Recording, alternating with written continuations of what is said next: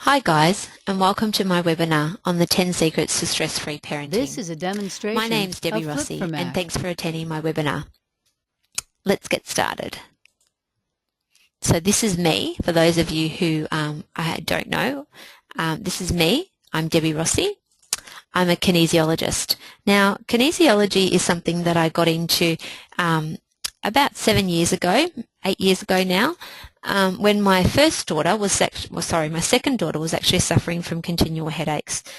So what I did was someone suggested that I take her to see a kinesiologist, and I thought I'll give it a shot. I don't even know what they are or who they are. I don't even know how to pronounce the word. So I went along and I gave it a shot. And in our first session, she was able to tell me that dairy was causing my daughter's headaches. Now, this astounded me because I'd been to many people before and no one had ever said this or mentioned this. And being a fairly newish mum, I used to give my children dairy for breakfast, lunch, dinner, morning tea, afternoon tea, the whole works, because I thought that they had to have all this calcium. I mean, they do need calcium, but I was under the impression that I had to pump it into them. And I was quite amazed because here I am thinking that I'm doing a good thing giving them all this dairy, but in actual fact it might have been causing her headaches. So even though I was skeptical after our first visit, I thought, you know what, I'll go off and I'll try it, see what happens. So off I went and I tried it. And what actually happened was after about 2 weeks her headache stopped. And I was very amazed and I was hooked. This is on a demonstration kinesiology and hooked of on everything about Flip-for-Mac. it to try and figure out why and how it worked and how she could tell me this. I thought she was psychic, you know. So I actually then went off and I studied kinesiology. And through studying kinesiology, I then went through and I've been able to heal myself because during lots of the sessions that you have, you actually are supposed to do you do lots of personal balances on yourself, you get lots of kinesiology sessions on yourself. So along the process of learning kinesiology, I've been able to work on a lot of my issues, which has been fantastic, and I love it. And my clients see great results, and my children, even though I drive them a bit crazy with it, they do ask for it when they know that they need it, and it's fantastic. I love it, everything about it. It's really good. And I should actually, before I go on to the next part, I should actually, for those of you who don't know what kinesiology is, I'll just give you a little bit of a quick spiel on it. So kinesiology is about using muscle testing to understand what's going on a subconscious level, more on a deeper level within the body, to understand the real causes of the issue of what's going on. So say if we use my daughter as an example, she was presenting with headaches. So rather than just treating the headache and giving her Panadol or giving her a massage, we were actually looking to see the reason for the cause of the problem of the headaches, and it was dairy. So by eliminating the dairy, then the headache stops. So it's really getting to that root cause, which is really effective through the muscle testing, because it actually tests through to the subconscious level, and our whole body knows exactly what's going on and what's good for it and what's not. So it's almost like a bit of a guide, a map to understand the body on a deeper level. And kinesiology is very emotionally based, which leads me to my next point about counselling kinesiology. I have studied counselling kinesiology and I'm fully qualified in it. This is a demonstration and it's very much emotionally based because you're dealing with the root causes of what's actually going on in the body. So you're dealing with the emotional component as well. And often when we don't deal with emotions in our body, they actually then come out in a physical ailment, you know, almost like we get a little tap on the shoulder, okay, deal with this, deal with this, deal with this, until it becomes bigger and bigger, and then we have to deal with it. So it's about understanding what that emotional component is and dealing with it and fixing it again from that deeper level to be able to fully then let go of what's going on. I have also studied Brain Gym and LEAP. Now, Brain Gym are brain exercises that a lot of schools use in their classrooms, and I have actually taught it at my children's school, and it's about doing brain exercises, actual physical exercises that the children and even adults, it's fantastic for adults as well, get up in the classroom or at home and they actually do physical exercises to stimulate different areas of the brain and to get the brain working more effectively and calmly, which is really important to do before any sort of learning, or I mean really it's just really good in any sort of general area, work or life or anything, because you know when your brain's feeling calmer, you feel calmer and you can get things done and you're happier. And the LEAP is Learning Enhancement Acupuncture Program. So this is basically it's another brain section of kinesiology, but what it actually is, it's actually using pressure points around the body. So using acupuncture points around the body to stimulate the brain and to get the brain working on a more effective level. I am the author of Beyond the Schoolyard. Now, Beyond the Schoolyard is basically about my journey. I was bullied throughout my high school years. From about year 8 to year 11 when I left the school and I went to a different school to do year 12. I was bullied, and the bullying didn't, I mean, yes, it was terrible in high school, but it actually, the residues of that actually lingered on for many years after.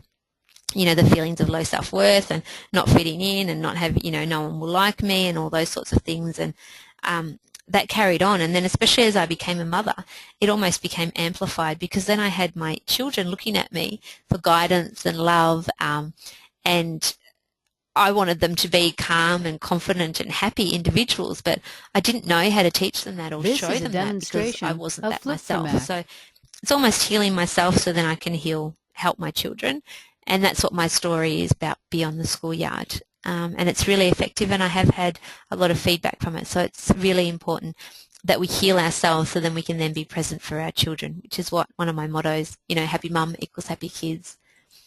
And I am a mother to 4 children. Busy mother, yes. I run my kinesiology business as well as help out with my husband's business. This is a demonstration. Raise my children, who are all active and busy between soccer and dancing and karate and water polo and soccer games and netball and everything else that's going on. It is crazy, but it's about, you know, getting myself right and in their right headspace so then I can deal with everything that's going on. Now, this is a picture of my children.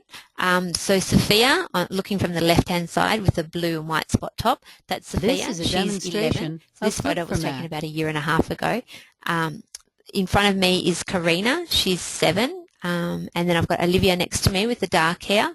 She's just turned 13, so I officially have a teenager in the house. Then I've got my husband, Robert, and then I've got my son, Emidio, and he is 9. So, yeah, like I said, it was taken a little while ago because my girls are actually pretty much nearly taller than me at the moment. So I'm sure they'll overtake me any day now. So that's my family. This is a demonstration. And this is a copy of my front cover of my book and my back cover.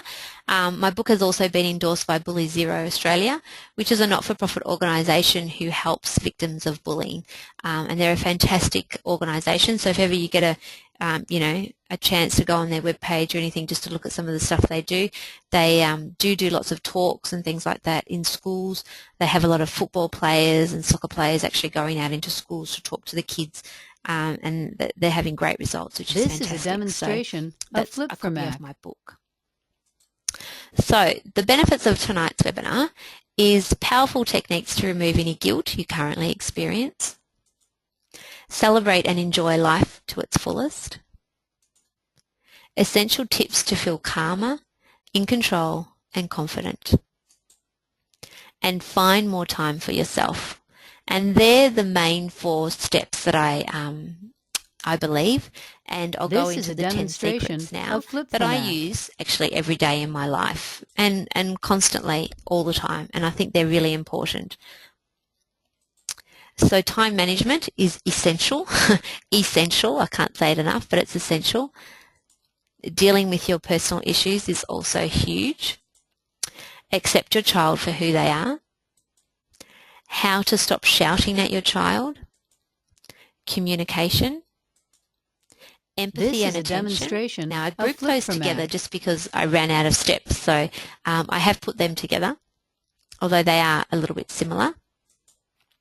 Do not label your children. Discipline your child with love, age-appropriate behaviour, and don't take it personally. So they're my 10 secrets. I will go into detail about all of them in just a moment. So we'll get started with the first one, which is time management. Of Flip for Mac. Now, time management is huge. I mean, like with anything in our lives, we need to make sure that we manage our time appropriately so we can get things done. Because, I mean, time is, it's a precious economy, and what actually happens is we often get caught up in something that we're doing and we lose track of time, or we get in that whole mindset of, oh, I'm so busy, I'm too busy, I'm too busy, and then we end up getting really stressed out about it and we don't actually end up getting anything done. This is a demonstration of Flip for Mac. So it's really important that we actually look at how we're spending our days and how we're spending our time to then relieve some of that stress, because often what happens as well is, if we're feeling stressed and anxious about having to do something or having to get things done in time, it's almost like we're filling ourselves up with this stress. So then the little things will set us off as, something will happen with the kids, or they'll spill some milk. Oh my God, now I've got more things to do. I don't have time for this. How many times do we think that I don't have time for this outbreak, or I don't have time for this meltdown, or time for this spilt milk. I don't have time for this. But if we're feeling calmer within, we can be just as busy as what we were previously. But when we're able to manage our time, it gives us that sense of calmness. So then we can actually then deal with these interruptions and these things that are going on, because as you know, with children there's always something that goes on and always something that goes wrong, and that's okay. That's what's supposed to happen, because this we're not, is a demonstration within my family, we're 6 individual people. We're not 6 clones of me. Some days I wish that. No, I don't. I shouldn't say that, because I don't wish that. I wish them to be individuals. But we are 6 individual people, so you've got to be aware that we're not all going to be thinking the same thing. We're not all going to be in the same mood. We're not all going to be, feeling great, or, something will be happening along the way to test us and to sort of push us to our boundaries. This is a demonstration so it's about of Flip for feeling Mac. calmer inside first, so then you can deal with those things. And through time management is really effective way of actually feeling calmer within. And my first point here under the time management is a time audit. Now, this is basically just what it says, a time audit. So it's auditing your time to see exactly what you do with your days. So over the next day or two, have a look to see what you actually do with your days. Because I know I used to flop into bed at the end of the night and feel exhausted and think, oh my God, what have I done all day? And I think I've done nothing, but I haven't stopped all day. I didn't get to bake that cake. I didn't get to do the washing. I didn't get to do this because I was so busy I didn't stop all day. But in actual fact, when I actually looked to see what I was doing with my days, there was a lot of wasted time in there. Wasted time on Facebook. Some days I check Facebook 10 times a day. 10 minutes a day. That's 100 minutes a day on Facebook. Come on, really. It's a bit embarrassing, but it's true. This is a demonstration or wasting time, or grouping different activities together, going to the shop, every 3 days rather than every day, or going to the shop once a week instead of, every day. Again, focusing on what you're actually doing with your time and seeing where you can manage it and coordinate it in a more effective, productive way, which is really important, and that's why the time audit works really well. And what I can do, I do actually have a template for this, and I'll send that out to everybody when I send out this recording, and it's just basically a template of 7 days, Monday through to Sunday, with the different times, and just go through and write down exactly what you're doing. Be aware of it, at the end, lunchtime, dinner time, bedtime, just write down what you've done and actually see where you're spending your time and how you can rearrange it better and fit in, the things that you need to do. Schedule in your activities. This is a demonstration of Flip for Mac. And the next point here is the multitasking myth. Now, everyone always looks at me strangely whenever I say this, and you know what? I probably wasn't actually a believer until I actually started practicing it and doing it as well. Multitasking is a waste of time, because what it actually does is it actually, you make so many more errors when you're multitasking. You're not focused on the one thing, which is not allowing your brain to be in that calm and controlled state. Because what your brain, you can't actually do more than one thing at a time. Your brain will only focus on one thing, and then it will quickly switch to the next task. So if you're doing 5 or 6 things at one time, and I know I am a bit of a multitasking queen, you are switching between 5 or 6 tasks very quickly. So what it's doing, it's causing your brain to be in that enhanced state of alertness to go switch. This is a demonstration. You think you're doing it all at the one time, but you're not. Your brain's switching between the different things, which then causes that extra stress and causes your brain then to be on that constant state of alertness to go. It doesn't actually ever give it a chance to calm down. And it's really important to understand the physiological side and also the actual logical, factual side of it, that when you are multitasking, you do forget things. You do get things wrong. You know, you don't actually allow yourself that committed time This is to a do one demonstration thing. of flip And for Mac. I do understand. I mean, like I said, I've got 4 children, and I know that when they come home from school, it's like, pow, you know, it's like mayhem hour or mayhem couple of hours as I'm trying to take one here and one there and do this and do that. You know, and it's about understanding that, you know what, there are times in our lives when we do need to multitask, because often I'll have all of my 4 kids wanting something different from me at the same time. So I need to produce things at a quick rate. So I will multitask as I'm cooking dinner, as I'm doing this or that, whatever it may be. But it's about understanding that you need to allow and make time during the day where you actually don't multitask, to give your brain that chance, that time to actually be a feeling calmer and to be more in control of what's actually going on. You know, allow, whether it be around your work or even, you know, time with the kids, spending one-on-one quality time with the kids with that uninterrupted time. You know, turn your phone on silent for half an hour. Or, you know, just have that moment where you can actually focus on the one thing, the single task, and then you'll be surprised at how much more effective you are in your work. And also then throughout the rest of the day, you're training your brain to be in a more of a calmer state rather than constantly in that alert state. And my next point here is setting goals and schedules. I touched on that a little bit with the time audit, but it's really important that around the goals, that we actually set ourselves goals, and these are things that we can work towards and then achieve, because that sense of achievement is what actually makes us feel like, oh, I'm actually doing something, I'm getting things done, as opposed to constantly being in this land of limbo where we're trying and struggling and almost treading water, constantly treading water and feeling like we're drowning in the tasks that we need to do. And when you set goals, it gives you that mindset again, because again, it's all about mindset with time and anything really. But it's about setting those goals so then you can work yourself to achieve it and then tick it off as you're going along, and, oh, I've achieved that, great, you know, tick. You know, it's that sense of achievement and that sense that you can get things done and you can do things, which is really important. And I mean, these goals could be small goals from something that you want to do this week, or bigger goals to, you know, family holidays or education or whatever it may be, but setting them and then actually having them there in your forefront of your mind and then ticking them off as you go along. This is a demonstration of Flip for Mac. And schedules again, you know, around the time audit.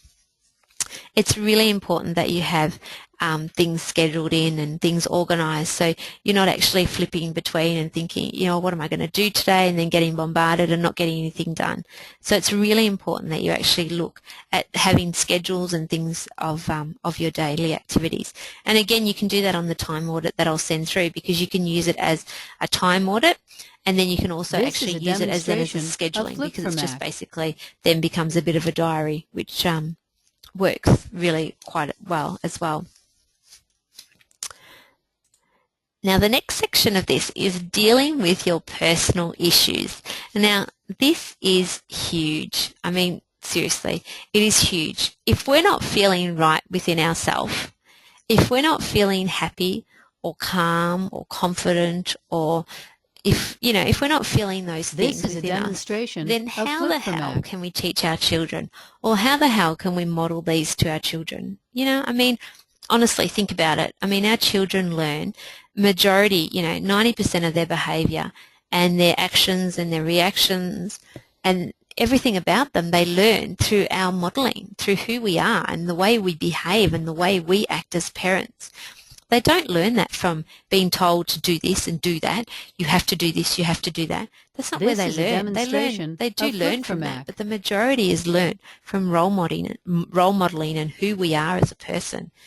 So if we're not modelling to them confidence or happiness or calmness or self-assured or self-worth and high self-esteem and all those sorts of things, then how can we expect them to be that? And often that's the biggest problem that we have, because I have so many clients that come in and see me, and they often bring their child to me as this almost, this is a demonstration of almost sacrificial offering. Here, fix my child. Here, it's all my child's fault. Fix them, fix them. But in actual fact, I say to all of them, well, you know what? No, because we need to take a step back and we need to actually fix the whole situation, the whole family environment. They're not just the problem, because in a family environment, it's everyone's problem. And looking at yourself is really important, because as mothers, we're often This is a demonstration the main caretaker of the family. So they're going to be learning off us.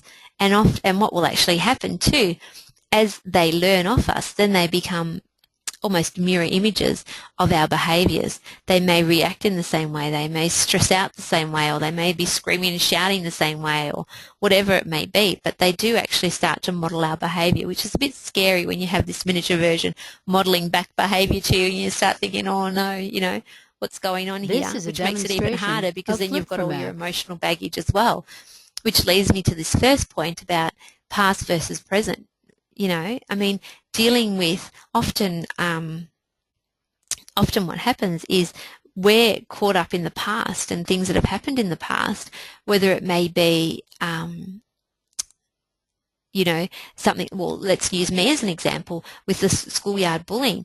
I was caught up in the past of that moment of when I was actually bullied. This is a demonstration and thinking to myself, I've been bullied, and I brought those feelings of low self-worth and low self-esteem that were a result from that bullying into my present life. And what would happen is, when I would be in a present situation in the moment, my brain and my emotions would reference back to how I was feeling back then when I was bullied. And they'd reference back and say, well, no, see, look, you're not good enough because this person said this to you and that person treated you that way. This and this is a happened. demonstration So you're not good enough. So how can you be good enough now? So your brain is constantly referencing back these past issues of what actually happened and what's actually going on. So it's about understanding that your present reactions are actually fueled with all of this past stuff that's already happened. So then it's not a real place. It's a fueled place, of this past emotion. So it's about understanding that when you're reacting with your children and when you are feeling stressed out, it's looking to see, why am I feeling this way? Like with me, why are my children, why can't I show them how to be confident? Why are they not being confident? Why are they not, why are they not calm? Why are they so stressed out? And it was because I wasn't those things, and it took me a few years to realize this with my children. I wasn't those things. This is a demonstration. How could I expect my daughter, to go into kindergarten, and be talking and chatty with the other mums with the other children when I wouldn't talk to the other mums? Do you know what I mean? So it's about understanding that, and that was because of a result of my bullying. So I needed to go back into the past to deal with it, and obviously deal with it in the present moment, but it's looking to see what actually happened in the past that's causing you to react the way that you are now, which is really important. It's huge. This is a demonstration. This is the biggest step, and it's an ongoing process. It's almost like peeling an onion, all the different layers, and peeling each layer by each layer, and then getting to the point where, you get to the core of it, and then, obviously there's the happiness and the calmness and the confidence there, but really dealing with your past. And again, understanding the emotions behind what you're feeling. Often, people get caught up in the emotion of, things like anger and fear and stress and anxiety and things like that. They get caught up in that emotion, but what you actually need to get caught up in is the emotion that's fueling that anger, or the emotion that's fueling the fear. What is it, like for me, I used to get quite angry at little things, all the time. I'd drive my husband crazy, but it was because my anger wasn't because of that moment, because he didn't say what I wanted him to say, or do what I wanted him to do, what I thought I wanted him to do. It was because I wasn't feeling loved myself, because I didn't feel love for myself. So how could someone on the outside love me when I didn't feel it inside? So it was actually stripping back. It's not the anger that the issue is. The anger was the love, the lack of love that I had for myself, which then related again to those low feelings of low self-worth, those low feelings of low self-esteem, this is a demonstration and all those things from the bullying. So it's actually understanding that it's not dealing with the anger. The anger is just the outside presentation of almost the build-up of it. it becomes so built up inside that you then just let it out in these drastic feelings on the outside. So it's really important that you understand the emotions and you go deeper within to understand exactly what's going on, because, I mean, you need to know the root causes of things. There's no point putting a Band-Aid on anything because that's not going to help. Role modelling. Role modelling is really important because I touched on that earlier again. You know, our children do learn most of their behaviours from the way we react. And it's harder to deal with when your child is reacting to you in the same way that you would react, and you're like, well, hang on a minute, no, that's what I do, that's my thing, don't, you know, and then it becomes This is more and more charged, and more, you know, the anger builds up, and then the stress builds up and everything. So it's really important that we fix ourselves from within before we can actually start looking at our children and start helping them with their issues. With anything in life, you need to fix the person within, and then the outside flows easier, you know, and this is huge, and this is what I take my clients through all the time, about helping them feel better within. This is a demonstration of outside things to fix the inside, you know, not looking for that ideal job or that well-behaved child or the, you know, that nicer house or whatever it may be, because it's got nothing to do with it, because you're going to be the same person within that you are today in a new job or with a well-behaved child or with a whatever it may be. You're going to be the same person. So it's actually really looking within to fix yourself from the inside out, which is really This is a demonstration essential. of I can't say it Flip4Mac. enough. It really is. My next point here is accept your child for who they are. This is really important as well. I mean, all of these are really important. I keep saying it's really important, but they are really important.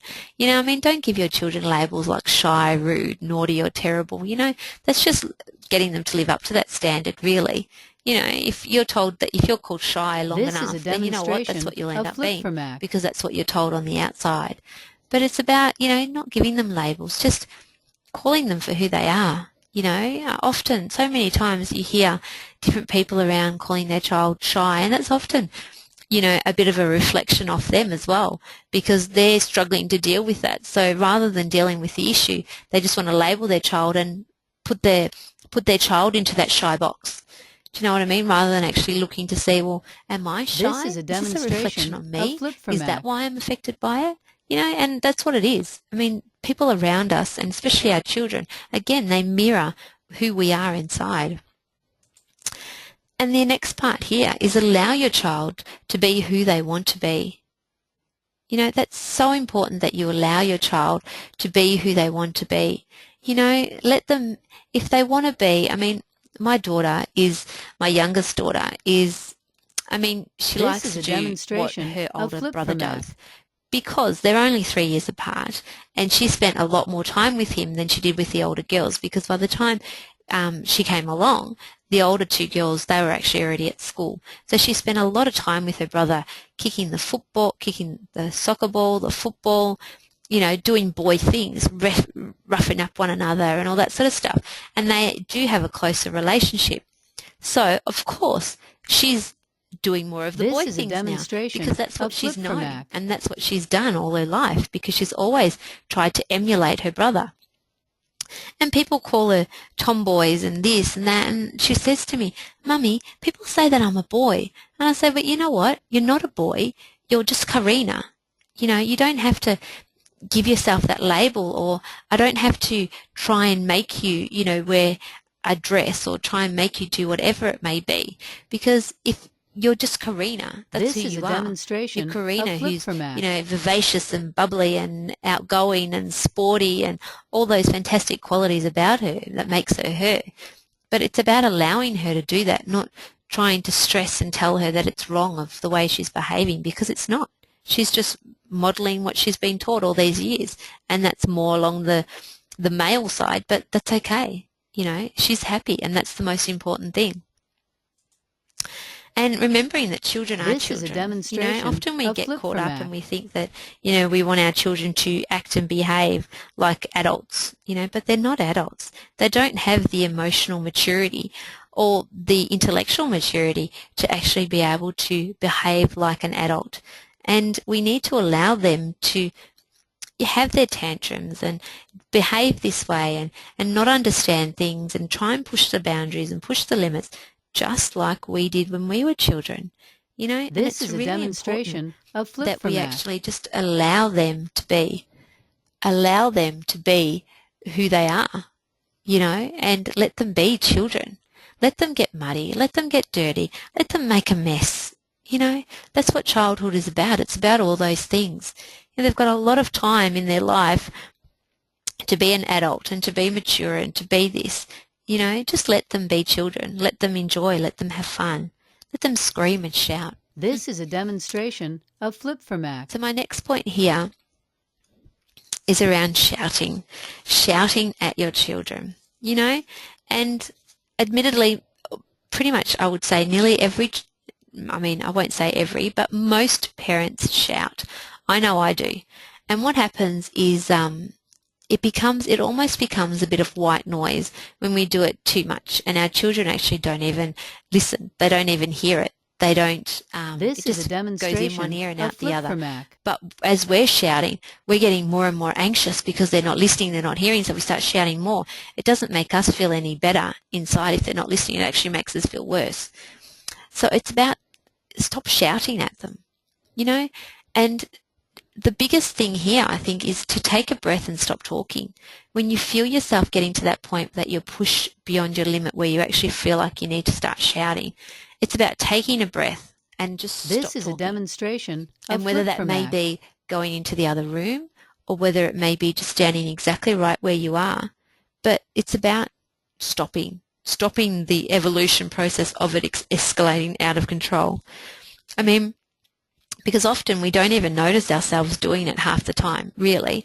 Our voice just gets louder and louder. You know, it just continues to escalate. Or we do know, or often, and even sometimes we do know that we're doing it, but at This that is a moment it seems demonstration completely of flip from justified. Mac. I mean, because seriously, after all, did you see that they spilled the milk on the floor? I mean, seriously, I mean, it's completely justified. I mean, you know, really.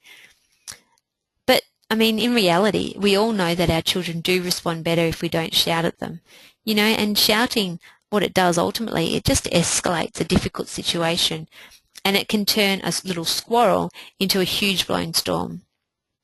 And how can you expect your child to learn to control their emotions if you don't control yours? I mean, really, because that's what it is. When we get to that shouting point, we're almost at the point where we're out of control. So how can we expect our children to model and be calmer and control their emotions when we're not doing it? You know, and it's a big thing to think about. And I know, I mean, even just this morning with my oldest teenage daughter now, who she was obviously feeling really tired and cranky because she was a real nightmare. And she was snapping and you can't tell me what this to do and you can't do this and da-da-da. It was full on. It wasn't just to me. It was to her brother and her sisters. It was just from the minute she woke up. And I know why, because she was up early yesterday morning at 6 and off at 6:30 to do water polo, and, you know, she had a big day yesterday, and, you know, so she's just cranky and tired. You know, her knee was a bit sore and da-da-da. Anyway, this is a demonstration so she was really pushing the boundaries. Mac. And I was thinking, and as I was thinking about my webinar tonight, and I was thinking, it's really interesting because this is the perfect example, because I could stand here right now and I could shout back at her and tell her off and be, you know, just as loud as what she's doing. But I thought, but it's only going to escalate it.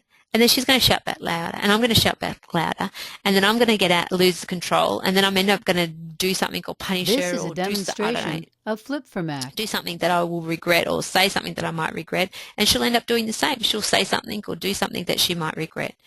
So rather than doing that, I actually took the point, and I actually almost took the high road, if you want to say, but I actually took out, and what I said to her was, you know what, you're obviously having a bit of a cranky morning, Liv. You know, that's okay. But you know the boundaries. You know what the rules are. If you choose, I mean, the point was, if you choose not to wear your mouth guard tonight at water polo, at your water polo game, then you're going to need to pay the expenses if your braces get broken. You know, I'm sorry, but that's what it is. I've given you the mouth guard. I've gone off and I've paid for it and got it for you, so you can make the choice. And it kept going. And when she kept talking, I kept saying, Liv, you know what I've said. I've already said my boundaries, and that's what it is. You know? And she would continue, and I just kept saying the same thing. But this is a it could have ended up much, much worse and made the morning really terrible for all of us there. But rather than actually just not shouting and just taking a breath and actually seeing, you know what, I'm the adult here. I don't need to do this. You know, I don't need to get involved in this and really just allow her to have a cranky moment, a tired morning where she's cranky, you know, and that's okay. You know, and calming yourself out of that fight or flight, because what happens is when you get angry, this is a demonstration of flip you get into that fight or flight mode. Your brain goes into that mode of, you know, unable to think clearly because it just becomes overwhelmed with trying to keep yourself safe and in the emotion of what's going on. And it's the thing, you know, when you react without actually thinking, you know, say for instance, you know, the fight or flight applies to, you know, if you see like a snake on the ground, you'll instantly run away or you'll move or you'll jump, you know, you'll scream, or it's that instantaneous reaction that you have to things that you don't have control over. And when you get in that angry state, that's where your brain kicks into. It kicks into that instantaneous response that you don't really have any control over, because it's just doing it out of habit and routine and programming of what we've told our brains to and the way we've acted for many years. You lose control over your brain and what you're saying. This is a demonstration. And then ultimately sometimes what happens at the end, you start regretting it. So it's about calming yourself out of that. And whether that be like my first point, whether it be just taking a breath, stop talking, going in the other room, whether it be even, you know, singing a song. Do you know what I mean? Sometimes I'll just start singing some crazy, you know, nursery rhyme, somewhere over the rainbow. I'll start singing or something. Do you know what I mean? Or whatever it may be, you know, just this is a stretch yourself in that moment to do something else. So then you're not actually in that intensity, to break that intensity. It's really important, because then when you're out of that fight or flight mode, you can actually see things logically and rationally. And like I did with my daughter today, because I was out of that mode, she was, you know, well and truly in her cranky mood, but I was out of that mode. So I was able to see it logically, and I was able just to see, you know what, she's just tired, she's just cranky. She had a big day yesterday. It was a full-on day. She's got another busy day today. It doesn't matter. Do you know what I mean? Yeah, she needs to be respectful, but the way I'm actually speaking to her is what will model that respectfulness back to me. You know, it's not going to be, because she wasn't going to listen to anything that I was going to say in that moment. Nothing at all. You know, if I had have said to her, no, you need to be respectful, you need to do this, you need to do that, it was just going to escalate the problem. But the best thing that I could do right then and there is to model her how you need to be respectful and what you need to do, and the way you need to behave and how you need to control your emotions. And that's what it's about. You know, being in that place. And again, it all comes back to dealing with your personal issues and you're getting your time management right and things like that. So then you are already feeling calmer inside. You don't already have these things that are building, and then the little things set you off. So it's really important. This is a demonstration of Flip for Mac. You can do it. You can stop shouting at your child. And taking the pressure off as well. You know, taking the pressure off that, you know what, it's okay if we're late 5 minutes. Or, you know what, it's okay if they don't have perfectly ironed shorts to wear to school. You know, it's okay if I haven't done the washing today. Or it's okay if something or another has happened. It's okay. Because in the long run, does it really matter? No, it doesn't. This is a demonstration of Flip for Mac. You're in the right, you're calm and you're happy, and your children are calm and they're happy and they're confident. That's what matters. That's what will set them up for the long run, you know, in the future. Their mindset and their state and their capacity to deal with their emotions, that's what's going to set them up in the long run. It won't actually, whether or not they had iron shorts, it's not going to make a difference, you know, at the end of the day, or whether or not you did whatever. It doesn't matter. It matters how you model to them. And it's about being present with them, which is really important. You know, being in that moment with them not getting carried away with what you've got to do later or what you didn't do earlier. It's about being in that moment with them. And again, dealing with that underlying reason why you're getting angry. Again, dealing with your personal issues. You know, why are you getting angry? You know, why? What is the reason? Is it something from the past? Is it something that you're stressing about something totally different? A flip format. You know, I had a lady come in just yesterday, and she was talking about how she gets angry at the little things, you know, with her kids. And I said, yeah, but what is it that you're, you know, so we explored it a little bit, and we were thinking about what is it that you're actually angry at. And what it was because she felt guilty because she was back at work 2 days a week. You know, she felt like she had to put all this extra pressure on herself on the other 3 days that she was home to do all these things to be this amazing mum because she felt guilty because she wasn't there. So when things didn't go according to plan or things didn't happen this way or that way, she'd get angry because of that underlying guilt, and which was contributing to the fact that she felt like she wasn't good enough. She wasn't being a good enough mother because she had to go off to work. Do you know what I mean? And I'm not saying that's the case with every working mother, but that was the case with her, and it's a really good example to see that it didn't matter. She wasn't actually getting angry at her kids doing something or not doing something or not listening to her or the washing on the floor or whatever it may have been. It was the fact that she felt guilty and she didn't feel like she was being good enough. So when she was able to see that and understand that, that's when she can make change. That's when you make the real lasting change. Because if you don't look at those issues, then the outside just continues to keep going on the same way it does. And you know what? It is okay. You're not alone. You know, we are all, I honestly believe that we are all, as mothers, we're all the same. We all go through the same things. As we rock up to school, you know, we've all been through that mayhem hour of trying to get the kids out the door and ready for school. You know, and at school pickup, we're all heading into those mayhem hours where we're being a taxi driver and cook and a teacher and everything else, you know, between trying to cook for dinner, help them with their homework, do readers and get them to their activities and picking them up and everything else. You know, we all are in the same boat, you know, so it's okay. We're not alone. We're all the same, even though you may look at a mum at school and think, wow, she's really got it together or she really knows what she's doing. But in reality, you know what, we're all the same. We all have the same experiences. Children are children universally, and parents are parents universally as well, on the same vote. The next point here is communication. I'm just going to have a bit of water. This is a demonstration of Flip for Mac. Communication. It's really important to keep the lines of communication open with our children. Really important that we're available to speak to them and that we talk to them about things about ourselves as well, and modelling that behaviour to them of how they can actually talk and speak to people. It's really important.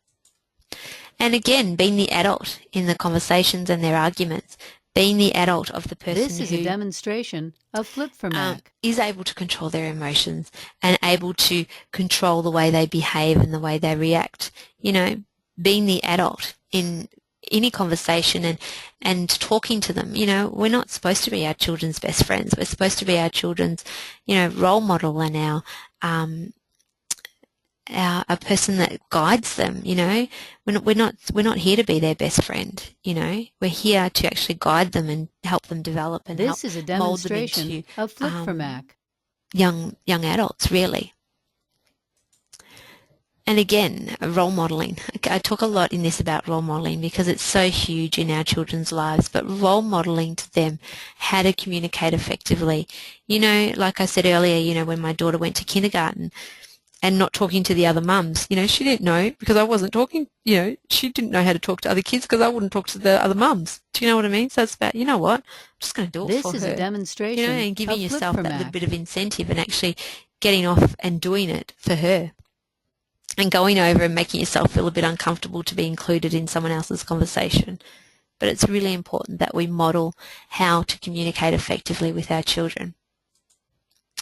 And empathy and attention. You know, one-on-one quality time is so important. And yeah, I mean, I have 4 children and it is very hard to do one-on-one quality time with all of my children every single day. Of Flip for so Mac. I've sort of, now what I do is I sort of add in little bits of jokes or quirks and things like that I can just sort of throw in throughout the day.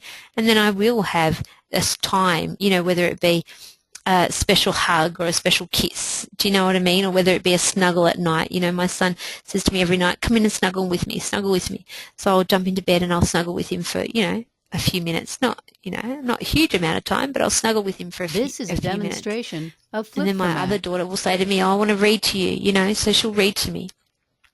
So it's those little bits and pieces where you're having quality one-on-one time with them, doing something that they want to do, not something that you've pre-planned and organised, but something that they want to do.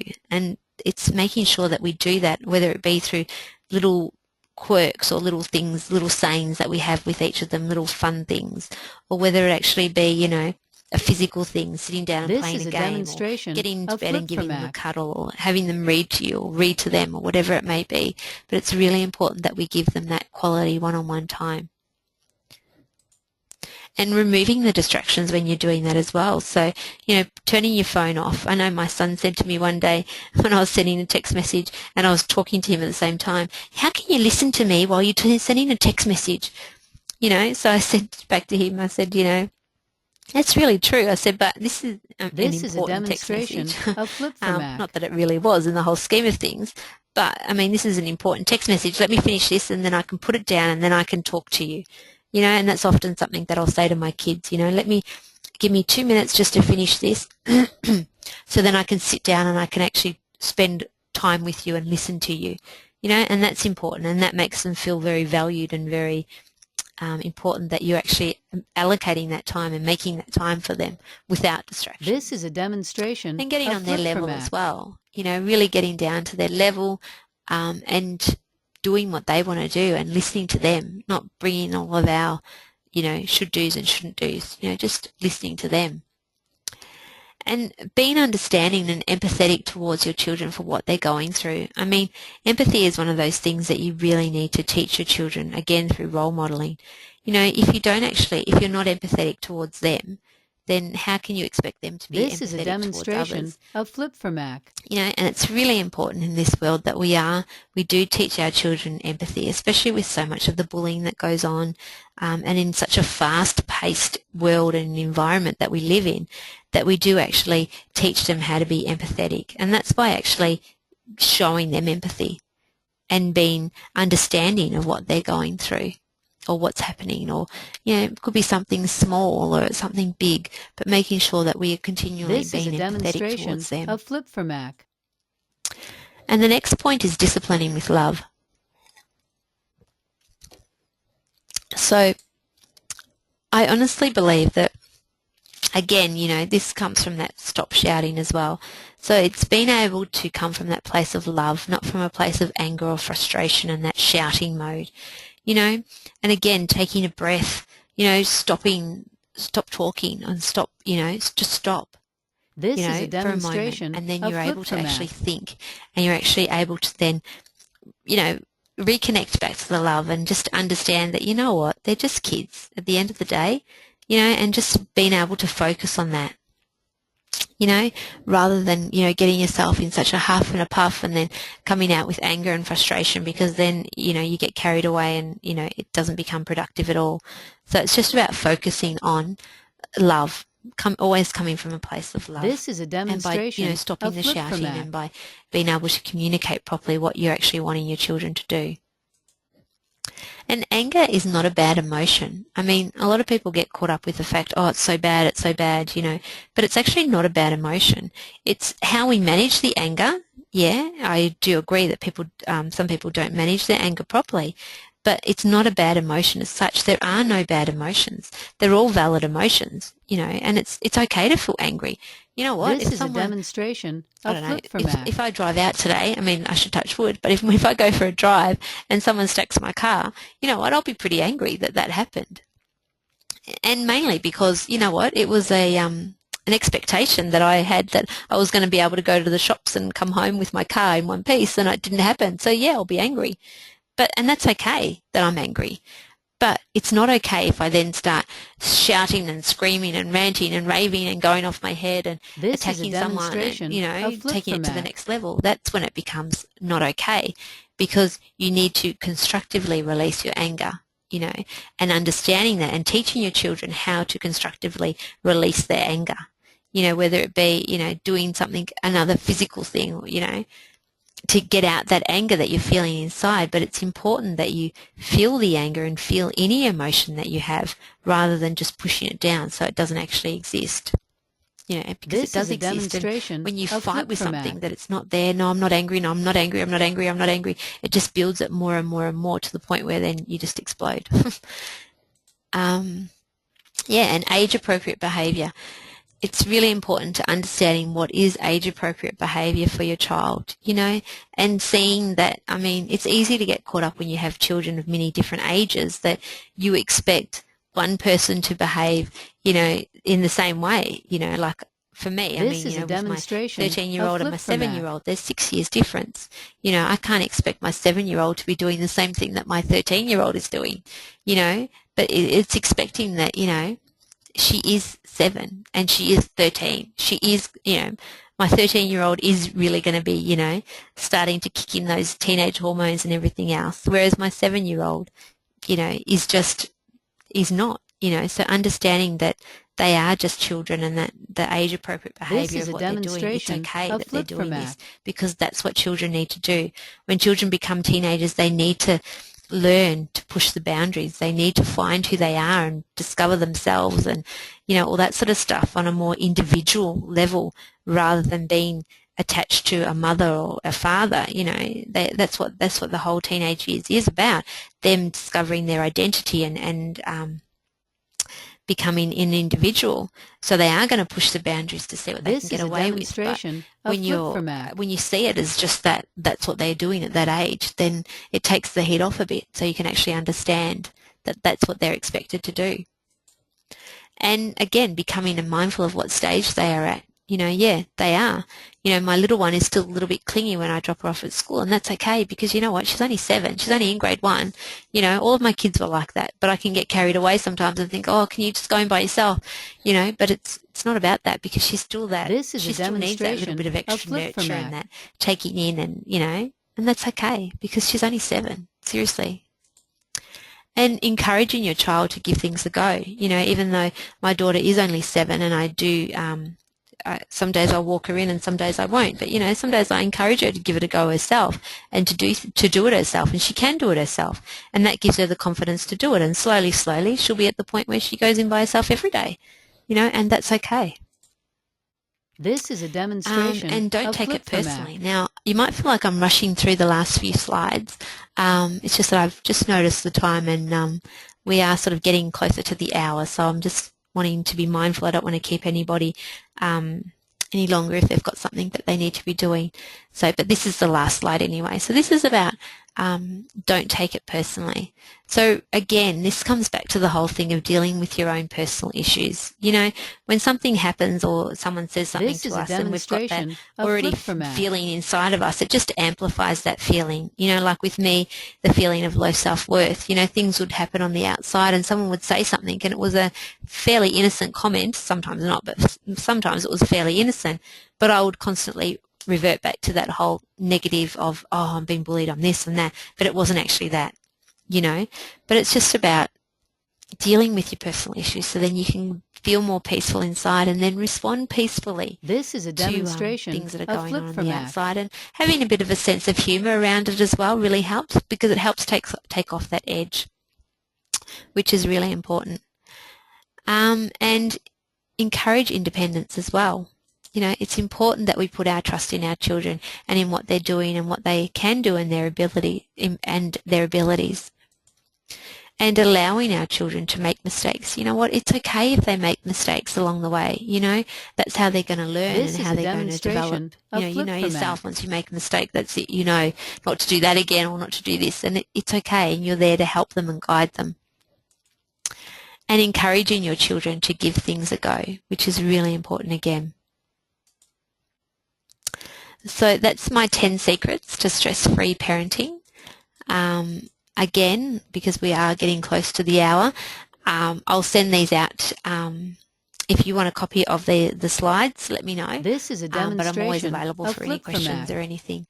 but I would like to spend a few minutes just to give you a bit of an opportunity today. So this is a testing for answers session with me. So this would be specifically a kinesiology session to understand sort of what your personal issues are and what's actually going on that deeper level, so then you can be more present with your child and you can do all the things that we're talking about, you know, stopping shouting and disciplining your child with love and not labeling your child and things like that. So really This is a dealing with demonstration yourself. of Flip for Mac. And what's a part of this package today is a copy of my book called Beyond the Schoolyard, and it would be 30 minutes with me face-to-face or via Skype to become the person you want your child to be, which is, you know, what it's all about, isn't it? And uncover gaps that will help you lead a higher quality life, and personalised steps, homework for you to complete to continue your journey at home for yourself and This your is family. a demonstration of Flip for Mac. And I know often what I do with a lot of my clients who are having problems with children, and I do like to always give the children sessions, but often I'll give them a bit of a tip out of one of my parenting books for them to take away and then implement that with their child, so they're continuing to work with their child as well as dealing with their own stuff, and that works really well. I've had some great feedback from that. So it's really important that we get the mum right but still look at the child as well in the process. This is a demonstration of So Flip how for to Mac. order this? So it's testing for answers, so you can message or text me. So message me in the little chat box or send me a text message or email as well. My email is debbie@debbierossi.com.au, but you'll have my email address when I send this out. The cost is just $27 to you today as a thank you for listening to my webinar. And I'll contact you tomorrow or within the next few days with an available session time. But do be quick, This because I is do a limit demonstration of Flip for Mac. these sort of sessions to about 4 per week. So yeah, get in to get your session. And that is it. We're almost at the end of the webinar, so thank you for listening. I appreciate you taking the time, and I'm sure you've found lots of value on being on the call. And yeah, like I said, I'd love to hear from you and see, you know, any of your tips or any things that you found value from the webinar, because I always love to hear This a bit is of a feedback. demonstration Sometimes it feels of like I'm Flip for talking to Mac. myself in these sorts of webinars, but so any sort of feedback would be great. Thank you. And I always like to leave it with this, because I love this poem by Dorothy Law Nolte. So I'll just read it out to you. So if a child lives with criticism, he learns to condemn. If a child lives with hostility, he learns to fight. If a child lives with fear, he learns to be apprehensive. If a child lives with pity, he learns to feel sorry for himself. This is a If a demonstration child lives with of Flip for ridicule, Mac. he learns to be shy. If a child lives with jealousy, he learns what envy is. If a child lives with shame, he learns to feel guilt. If a child lives with encouragement, he learns to be confident. If a child lives with tolerance, he learns to be patient. If a child lives with praise, he learns to be appreciative.